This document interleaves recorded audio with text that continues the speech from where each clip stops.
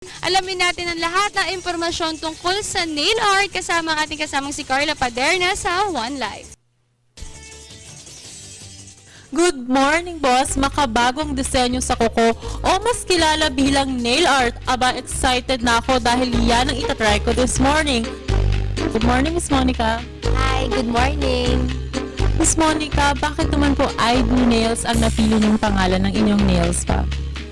Nagsimula kasi siya as a joke lang with my boyfriend and my cousins na ako lang kasi yung gumagawa ng kuko rin nila as a joke. So ayaw namin ilagay na Monica does nails. So ginawa namin para may misteryo siya na konti, naging I Do Nails. Meron po kami mga mani-pedi, pero meron din mga spa, foot spa, paraffin, and then syempre yung mga paborito ng lahat, yung mga nail art stamping, caviar, at yung mga velvet.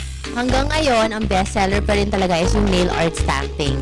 So magkano naman magpa-mani-pedi at magpa-nail spa? Mani-pedi, pinaka-basic ay $350 plus yung nail art stamping is $150 for one design. Pero for 10 nails na yon. And speaking of nail art, ano-ano naman po ba ang mga designs na meron kayo dito? May 30 kami na plates, plus sa isang plate may mga 10 designs pa, 5 to 10 designs. So merong mga animals, Aztec, lions, may mga maliliit na cartoons para sa kids, at meron pang mga flowers and plants na nandun. Sino-sino ba ang mga pwedeng magpa-nail art? Pwedeng pinakabata na 2 years old or kahit anong edad pwede nang pumunta dito. Kahit mga lalaki pwede po magpa-nail art. Basta lahat pwede magpa-nail art dito. Kanina nakita ko meron din kayo yung uso-uso ngayon yung caviar, tapos may mga glitters na mamaya itatry natin yan. So pwede din ba mag-suggest ng sariling design yung mga customers ninyo? Siyempre, may sarili naman siyang design na gustong kunin. So, kung may naiisip sila sa cellphone nila, nakikita nila, pwede nilang dalhin dito ay gagayahin rin namin. So, balita ko, imported ang inyong mga nail polish. Oo, lahat dito ay OPI, Orly, Spa Ritual, Chanel, Deborah Lippmann, lahat ay galing sa States.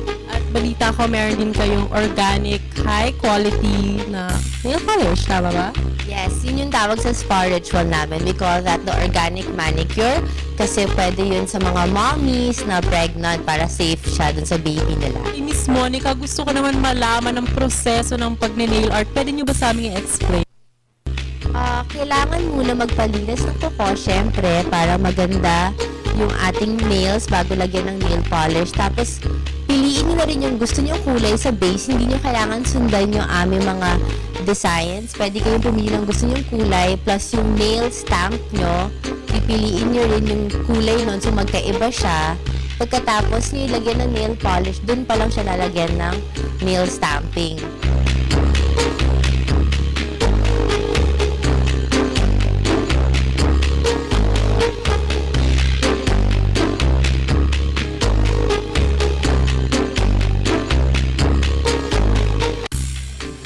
Pagkatapos, papatuyuin sa nail dryer and then tapos na.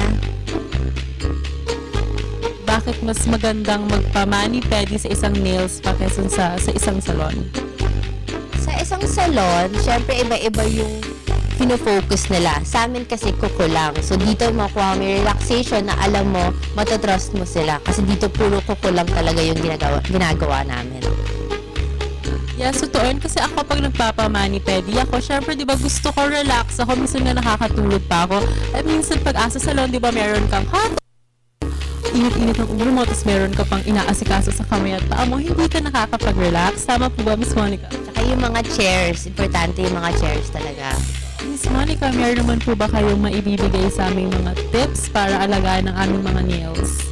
Importante na yung nail technician nyo, nilalagyan ng base coat yung nails nyo bago lagyan ng nail polish. Tapos pagkatapos, dapat lagyan ng cuticle oil para hindi mag-dry yung ating mga cuticles.